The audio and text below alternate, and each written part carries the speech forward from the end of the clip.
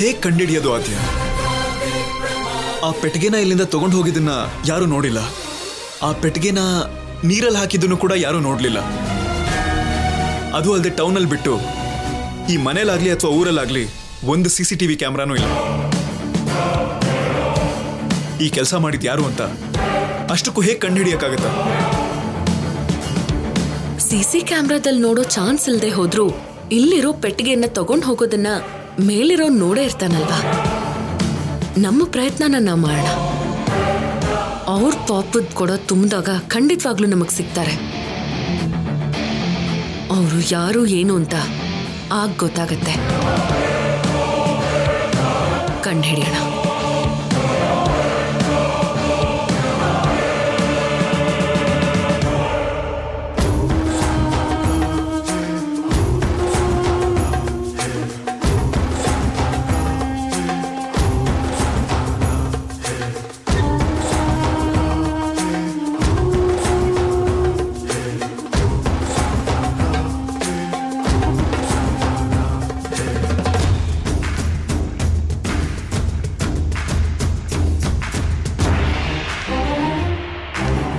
ನಿಮ್ಮಷ್ಟು revenge ಇರೋ ವ್ಯಕ್ತಿನ ನಾನು ಯಾವತ್ತೂ ನೋಡಿಲ್ಲ ಮೇಡಮ್.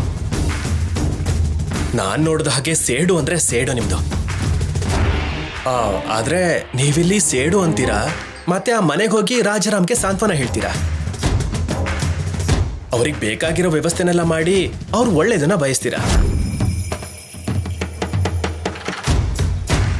ಇದನ್ನೆಲ್ಲ ನೋಡ್ತಿದ್ರೆ ನನಗೆ ನಿಮ್ಮ ಸೇಡು ಕಾಣ್ತಾ ಇಲ್ಲ.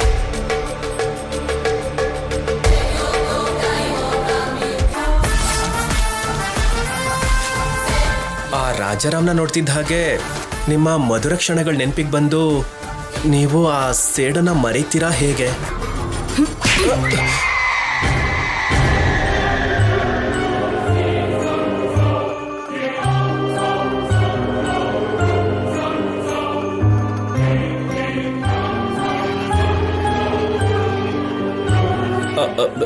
Sorry madam.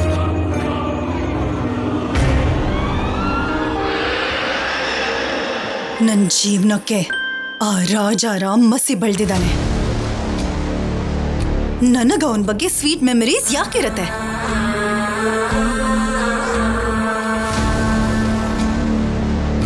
ಮದುವೆ ಮಾಡ್ಕೊ ಅಂದ್ರೆ ಯಾವ ಕುಟುಂಬಕ್ಕೋಸ್ಕರ ನನ್ನ ದೂರ ಮಾಡಿದ್ನೋ ಆ ಹೆಂಡತಿ, ಆ ಕುಟುಂಬ, ಆ ಮನೆ, ಆ ಆಸ್ತಿ ಯಾವುದು ಅವನಿಗೆ ಸಿಗದೆ ಇರೋ ಥರ ಮಸಿ ಬೆಳಿತೀನಿ.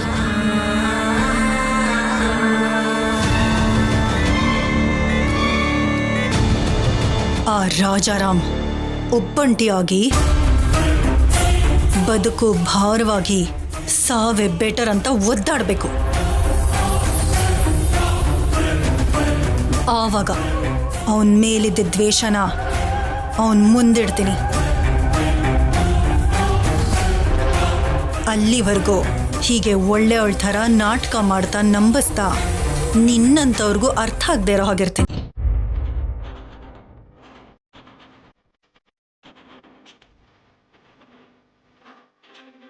ಮತ್ತೆ ಯಾಕ ಕೈಗಳನ್ನ ಅಷ್ಟು ತಿಕ್ಕಿ ತೊಳಿತಿದ್ರಲ್ಲ?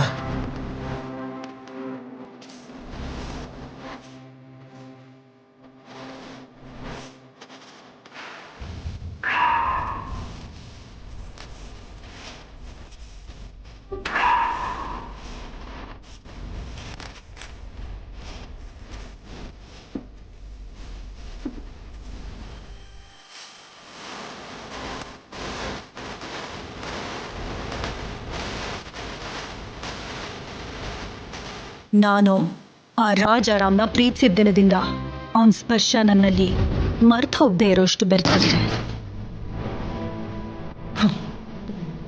ಆದ್ರೆ ಇವಾಗ ಅವನ ಸ್ಪರ್ಶ ನನಗೆ ಮೈ ಉರಿಯೋ ಥರ ಮಾಡುತ್ತೆ. ನನ್ನನ್ನು ಮುಟ್ಟಿರೋ ಕೈಗಳನ್ನ ಆಸಿಡ್ ಹಾಕಿ ಸುಟ್ಬಿಡೋಣ ಅನ್ನಿಸ್ತಿದೆ.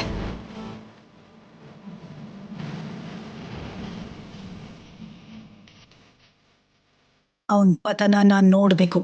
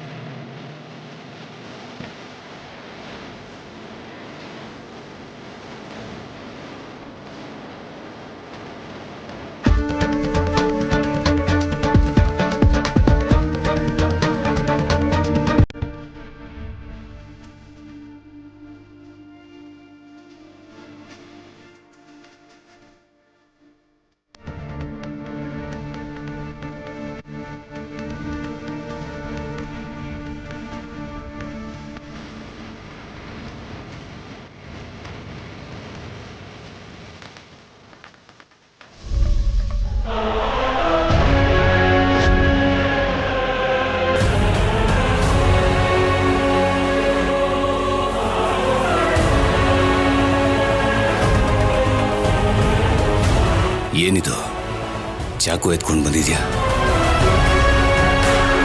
ಆಸ್ತಿ ಸಾಕಾಗ್ಲಿಲ್ವಾ? ಆಸೆ ಸಾಯ್ಲಿಲ್ವಾ? ನನ್ನನ್ನು ಸಾಯಿಸ್ಬೇಕು ಅಂತ ಬಂದಿದ್ಯಾ?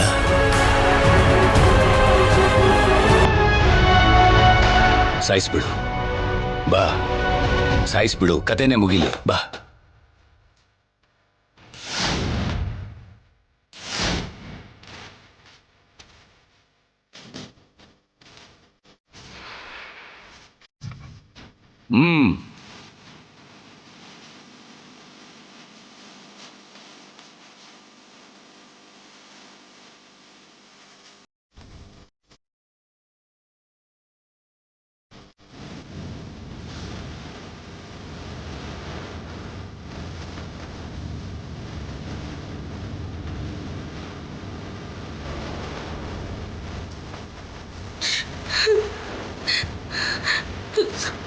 ಹಾಗೆಲ್ಲ ಮಾತಾಡಿ ಮಾತುಗಳಲ್ಲೇ ನನಗೆ ಚಿತ್ರ ಹಿಂಸೆ ಕೊಡ್ತಾ ಸಾಯಿಸ್ಬೇಡಿ ದೊಡ್ಡಪ್ಪ.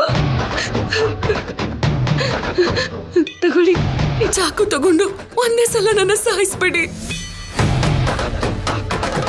ನನ್ನ ಕೈಯಲ್ಲಿ ಚಾಕು ಹಿಡ್ಕೊಂಡು ಬಂದಿದ್ದು ನಿಮ್ಮನ್ನ ಸಾಯಿಸಕ್ಕಲ್ಲ, ನಿಮ್ ಕೈಯಾರೆ ನಾನ್ ಸಾಯೋಕೆ. ತಗೊಳ್ಳಿ ದೊಡ್ಡಪ್ಪ, ಸಾಯಿಸ್ಬೇಡಿ, ತಗೊಳ್ಳಿ, ನನ್ನ ಸಾಯಿಸ್ಬೇಡಿ, ಸಾಯಿಸ್ಬೇಡಿ, ನನ್ನ ಸಾಯಿಸ್ಬೇಡಿ.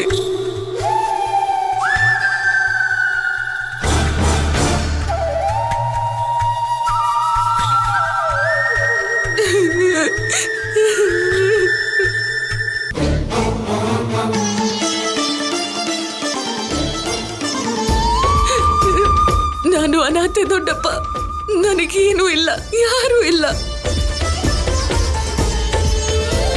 ಅಂತ ನನಗೆ ಎಲ್ಲಾನು ನೀವೇ ಆಗಿ ಪ್ರೀತಿ ಕೊಟ್ರೆ ನಿಮ್ಮ ಆಸ್ತಿನ ಕಿತ್ಕೋಬೇಕು ಅಂತ ನೋಡ್ದೆ ನಾನು. ಅದೇ ಅಲ್ವಾ ನಿಮ್ಮೆಲ್ಲರ ಅಭಿಪ್ರಾಯ? ಆದ್ರೆ ನಿಮ್ಮ ಅಭಿಪ್ರಾಯ ನಿಜ ಅಲ್ಲ ಅಂತ ನಾನು ಗಂಟ್ಲು ಕಿರ್ಚ್ಕೊಂಡು ಮನ್ಸು ಹೋಗೋ ಹಾಗೆ ಕಿರ್ಚಿ ಹೇಳಿದ್ರು ಯಾರು ನಂಬ್ತಾನೆ ಇಲ್ಲ.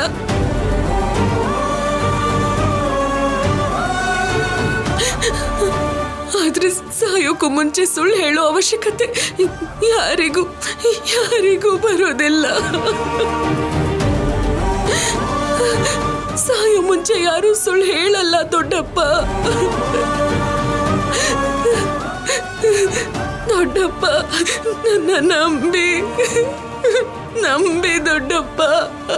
ನಿಮ್ ಮುಂದೆ ನಿಂತ್ಕೊಂಡು ಆ ಮನೆ ಮೇಲೆ ನನಗೆ ಹಕ್ಕಿದೆ ಅಂತ ಮಾತಾಡಿದ್ದು ತಪ್ಪೇ ಆಗಿರಬಹುದು, ಆದ್ರೆ ಹಾಗೆ ಮಾತಾಡಿದ್ರೆ ದೊಡ್ಡಮ್ಮನ ನೀವು ಆಚೆ ಕಳ್ಸಲ್ಲ ಅಂತ, ಮತ್ತೆ ನೀವು ಬೇರೆ ಆಗಲ್ಲ ಅಂತ. ಇಲ್ಲಾಂದ್ರೆ ನನ್ನಿಂದ ನೀವಿಬ್ರು ದೂರ ಆಗ್ಬಿಡ್ತೀರೇನೋ ಅನ್ನೋ ಅವಿವೇಕದಲ್ಲಿ ಬಾಯಿ ತಪ್ಪಿ ಹಾಗೆ ಮಾತಾಡ್ದೆ ಅಷ್ಟೇ ದೊಡ್ಡಪ್ಪ. ಅದನ್ನ ಬಿಟ್ಟು ಆಸ್ತಿಗೋಸ್ಕರ ಅಲ್ಲ ದೊಡ್ಡಪ್ಪ, ಅಲ್ಲ.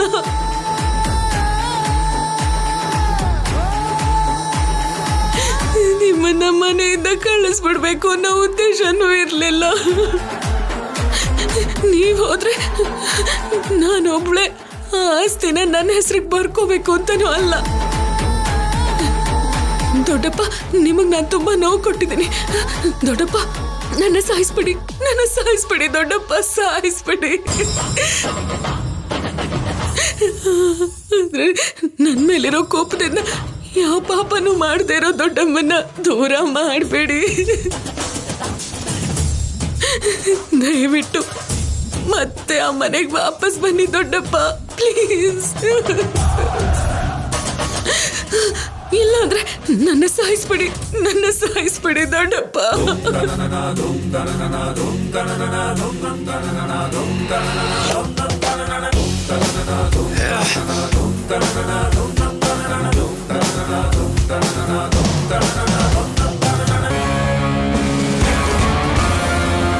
ದೊಡ್ಡಪ್ಪ, ದೊಡ್ಡಪ್ಪ, ನಿಂತ್ಕೊಳ್ಳಿ ದೊಡ್ಡಪ್ಪ. ಹಾಗ ಹೊರಟೋಗ್ಬೇಡಿ ದೊಡ್ಡಪ್ಪ. ನನ್ ಮಾತನ್ನ ನೀವ್ ನಂಬಿದ್ರೆ ದೊಡ್ಡಮ್ಮನ ಹತ್ರ ಬನ್ನಿ. ನಂಬದೆ ಹೋದ್ರೆ ನನ್ನ ಇಲ್ಲೇ ಸಾಯಿಸ್ಬಿಡಿ ದೊಡ್ಡಪ್ಪ. ಪ್ಲೀಸ್ ದೊಡ್ಡಪ್ಪ, ಸಾಯಿಸ್ಬಿಡಿ ಪ್ಲೀಸ್. ಪ್ಲೀಸ್ ಪ್ಲೀಸ್ ದೊಡ್ಡಪ್ಪ. ನಿನ್ನಿಂದಾಗಿ ನಾನು ಯಾವತ್ತೂ ಸತ್ತೋದೆ.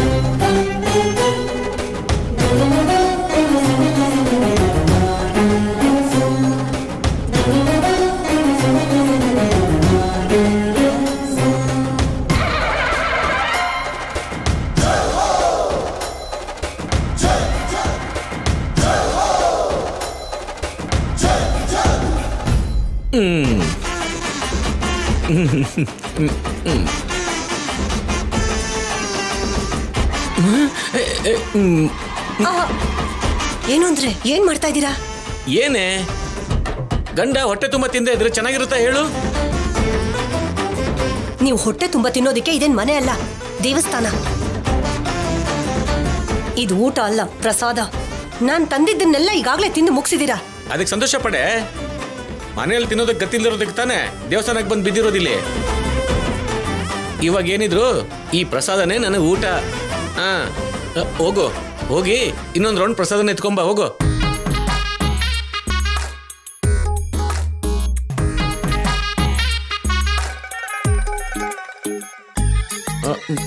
ಸರಿ, ಇನ್ನು ನನಗೆ ಬೇಡ ಬಿಡು, ನೀನೇ ಹೋಗಿ ಇಸ್ಕೊಂಡು ತಿನ್ನು ಹೋಗು. ನಿಜವಾಗ್ಲೂ? ಹೌದು. ಇಲ್ಲಿ ನೋಡು, ಆ ಕಡೆ ಪಕ್ಕದಲ್ಲಿ ಪಾತ್ರೆಯಲ್ಲಿ ಕೇಸರಿ ಬಾತ್ ಮಾಡಿಟ್ಟಿದ್ದಾರೆ ಕಣೆ. ದ್ರಾಕ್ಷಿ ಗೋಡಂಬಿ ಎಲ್ಲ ಹಾಕಿ ಎಷ್ಟು ಚೆನ್ನಾಗಿ ಮಾಡಿದಾರೆ ಗೊತ್ತಾ? ಘಮ ಘಮ ಅಂತ ವಾಸನೆ. ಹೋಗಿ ಅದನ್ನು ಎತ್ಕೊಂಬ ಹೋಗು ಹೋಗು ಹೋಗು ಹೋಗು ಹೋಗು ಹೋಗು.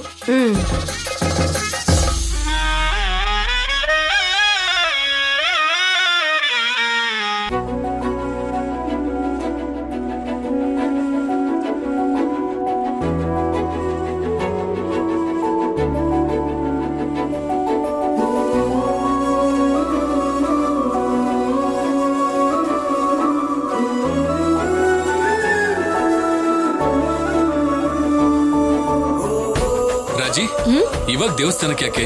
ಇನ್ನೊಂದ್ಸಲ ಯಾವಾಗ್ಲಾದ್ರೂ ಬರ್ಬೋದಲ್ವಾ? ರಾಮ ಹಾಗನ್ಬಾರ್ದು ಸರ್. ಮದ್ವೆ ಆಗಿರೋ ಹುಡುಗಿ ಗಂಡನ ಜೊತೆ ತವ್ರ ಮನೆಗೆ ಹೋಗೋಕ್ಕಿಂತ ಮುಂಚೆ ಮತ್ತೆ ಅತ್ತೆ ಮನೆಗೆ ಹೋಗೋಕ್ಕೂ ಮುಂಚೆ ಈ ದೇವಸ್ಥಾನಕ್ಕೆ ಹೋಗಿ ನಮಸ್ಕಾರ ಮಾಡೋದು ನಮ್ಮೂರಿನ ಪದ್ಧತಿ. ಬನ್ನಿ ಸರ್. ಸರಿ ಬಾ.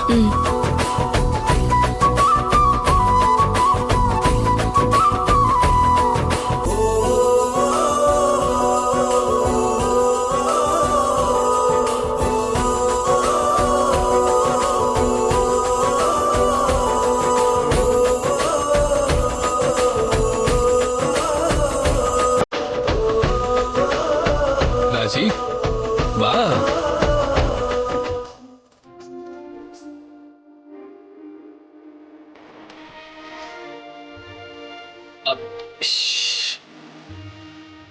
ಓ ಸಾರಿ ಸಾರಿ ಸಾರಿ. ಬಾ ರಾಜಿ.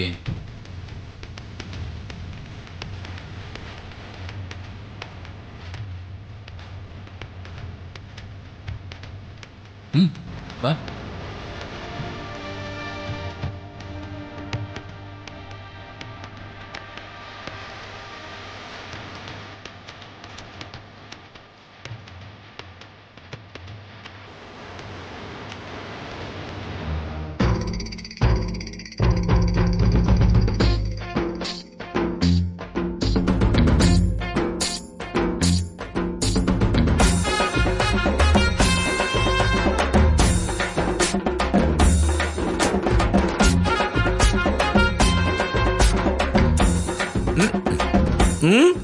ತಗೊಂಬಂದ್ಯಾ ಕೊಡಿಲಿ.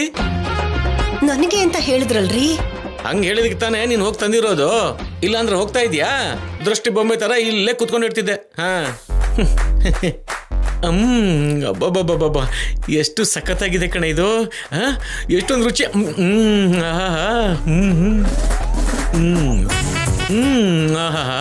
ಅಬ್ಬಬ್ಬಬ್ಬಬ್ಬ ಇದು ಲಾಸ್ಟ್ ಒಂದು ಸ್ವಲ್ಪ ಇದೆ. ಎಲ್ಲಿ ಸ್ವಲ್ಪ ಕಣ್ಣು ಮುಚ್ಕೊಂಡು ಆ ಮಾಡು.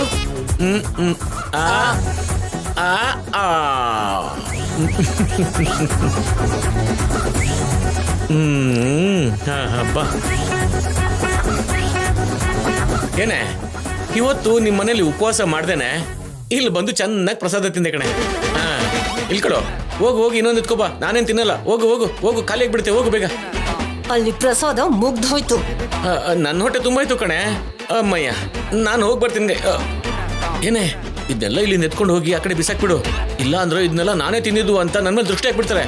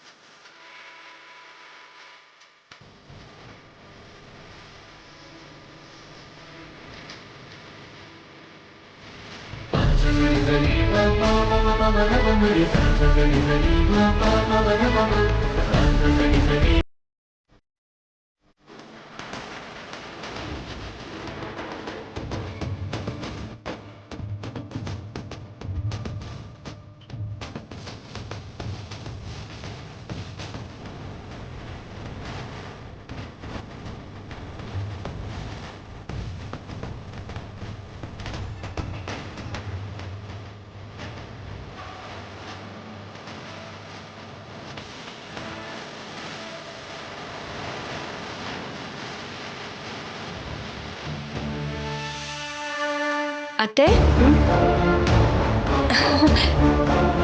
ರಾಜಿ ಹೇಗಿದ್ಯೆ? ಮನೇಲೆಲ್ಲರೂ ಚೆನ್ನಾಗಿದ್ದಾರಾ? ಚೆನ್ನಾಗೇ ಇದೀವಿ. ನಮಸ್ಕಾರ ಕಣಪ್ಪ, ಚೆನ್ನಾಗಿದ್ಯಾ? ನಮಸ್ಕಾರ ಅತ್ತೆ, ಚೆನ್ನಾಗಿದ್ದೀನಿ. ನೀನ್ ಹೇಗಿದ್ಯಾ ಅತ್ತೆ? ಚೆನ್ನಾಗಿದ್ದೀನಿ. ಅಮ್ಮ ಅಪ್ಪ